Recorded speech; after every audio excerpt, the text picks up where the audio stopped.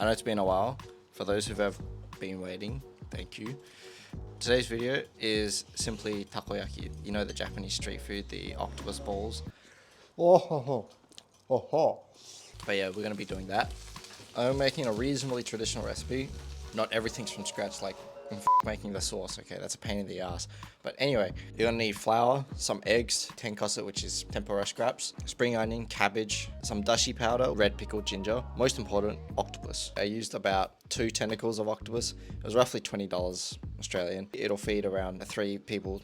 The method to properly clean the octopus: use salt to clean off the sliminess. Rub the salt all over it, scrub it with the salt's coarseness. If you don't want to do this, you can trick some poor soul into doing it.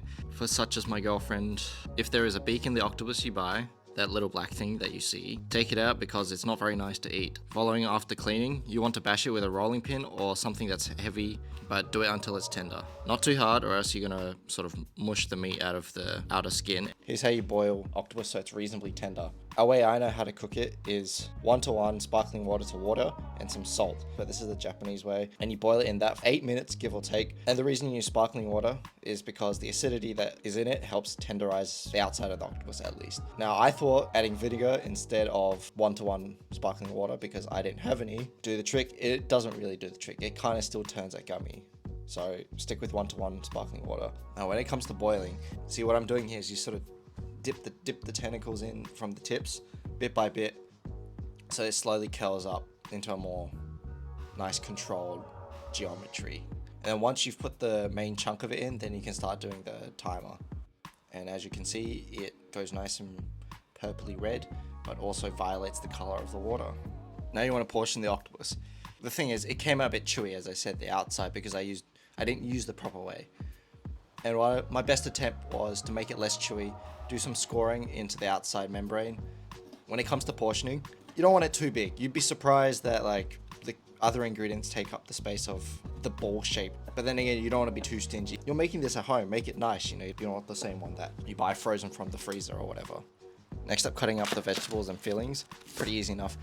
Just cut the cabbage into little bits like you'd dice an onion. Mince up the little ginger. Do the same for spring onion pretty much. Now making the wet batter, you want some egg and a half per portion.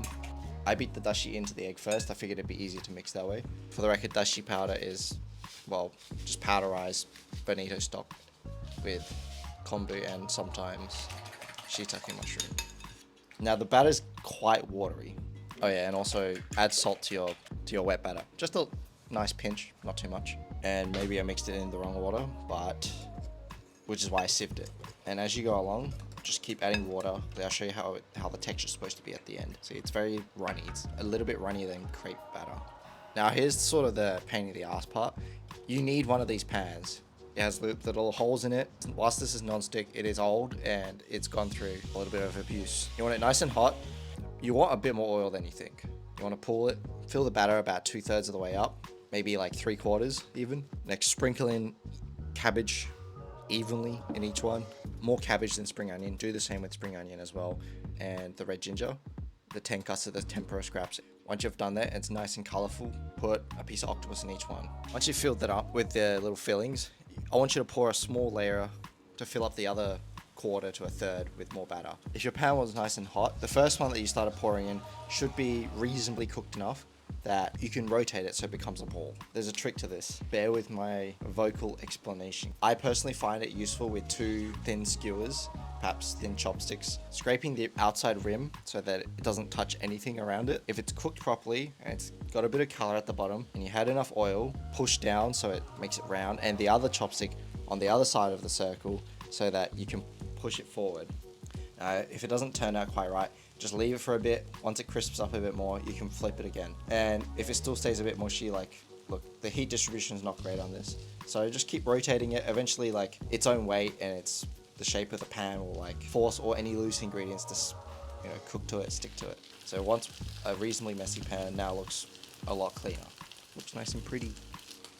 All right, now serve up once you're done. Just keep in mind, you're gonna have to do like a multiple rounds of this. It's a little bit labor intensive in that sense. A mandatory toppings are sauce, you know, the Japanese tonkatsu sauce, takoyaki sauce, it's basically all the same shit. You like Kewpie mayonnaise, squared it nice over the top like that, bonito flakes. You know the takoyaki is hot if the bonito starts sort of moving. On top of that, you want some aonori, which is, you could say, seaweed flakes, little powdery stuff. The extra little ginger and the tenkasa on top, not mandatory. It's just for visual purposes. Now, tenkasa can be quite nice, actually. It's a bit crunchier when it's fresh. Yeah, it's nice and steamy and it's hot. See, it's one of my favorite foods, if not the, but the bullshit part is when it's good, it's too hot. And I can't fucking eat 100 if I wanted to. Oh, ho, ho. Oh, ho. Alright, thanks for watching. It'd be nice for a like. I know production's been a bit slow, but it'll come back up again. Alright, not bad.